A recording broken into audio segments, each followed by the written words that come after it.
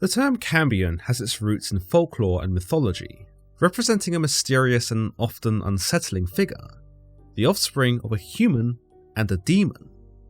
This little-known hybrid creature has managed to cling to the darkest corners of known demonology, and whilst it can be seen to be acknowledged by known occultists such as Colin de Plancy and spiritual madmen like Inquisitor Heinrich Kramer, very few outside of such realms have even heard of the Cambion, much less are they equipped to deal with it should they encounter one.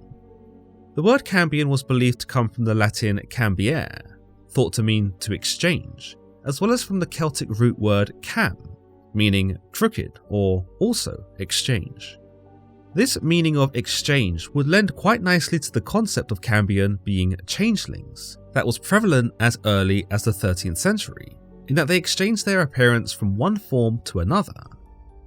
According to French theologian William of Auvergne, in his 13th century work De Universos, the changeling was the child of either fairies or demons, or the child of one human parent and one demon parent.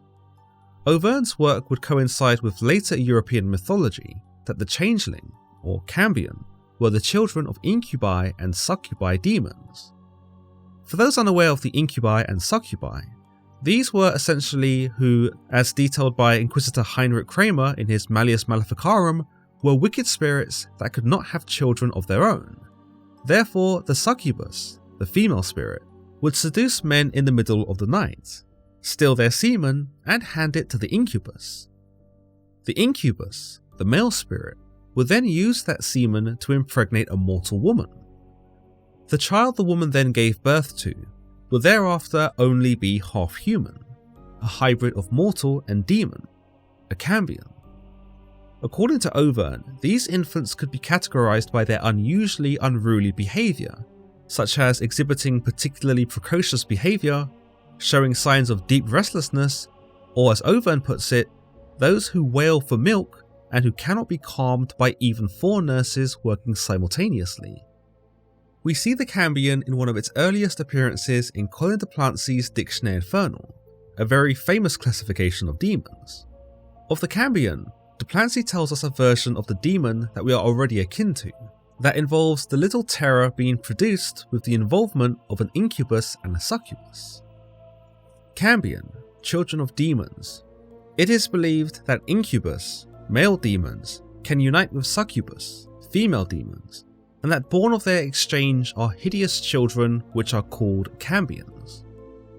We also see a slightly different version appear in the Encyclopedia of Occultism and Parapsychology, an early 20th century compendium on occultism, superstition, and demonology, where we are told that the Cambion is a direct offspring of the incubus and succubus. This meant that there was no need for any human involvement, and that somehow the succubus and the incubus mated just as any other biological species might, and thus produced offspring, Cambion. With this Cambion, it is said in the compendium that the being doesn't have breath, nor even a pulse, until it learns to mimic these characteristics at the age of 7, in order to better blend in with the rest of humanity.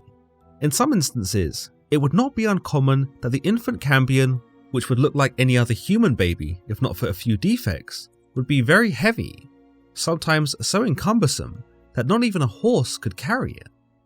Another interesting characteristic mentioned in the compendium is that a Cambion infant might incessantly cry upon being touched.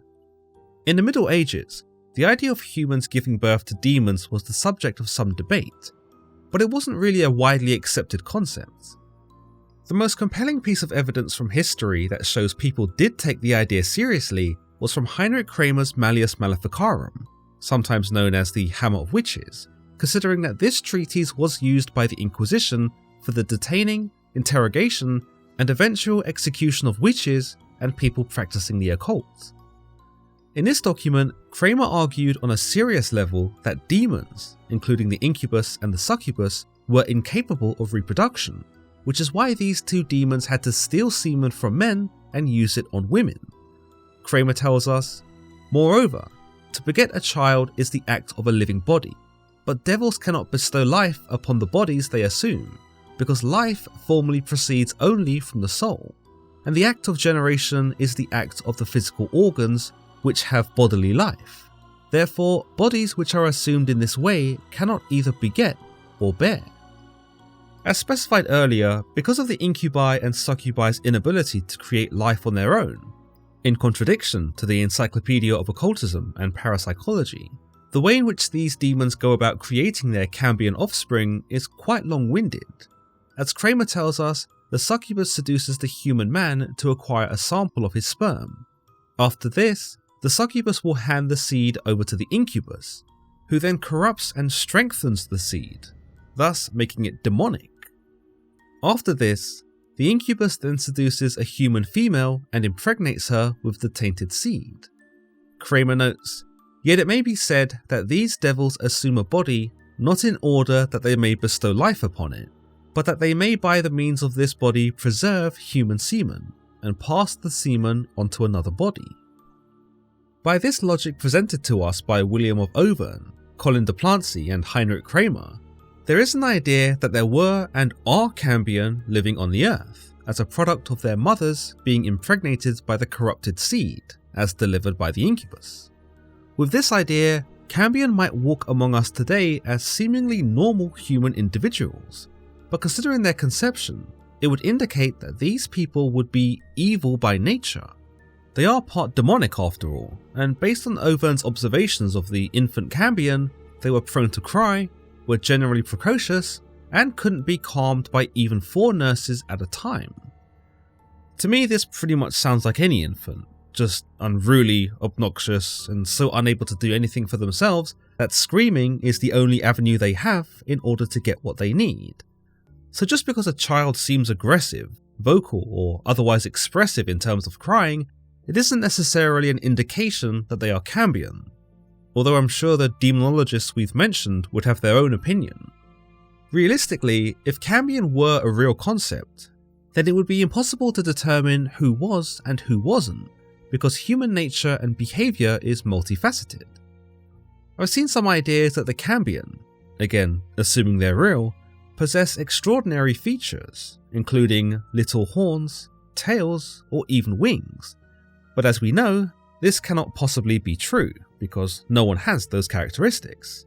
At least, not today anyway. In any case, why don't you leave your thoughts in the comments below and let me know if you've encountered a Cambion, or maybe suspect someone who is. As always guys, if you've enjoyed today's episode, then don't forget to give this video a like, and don't forget to subscribe for more content just like this. Until next time.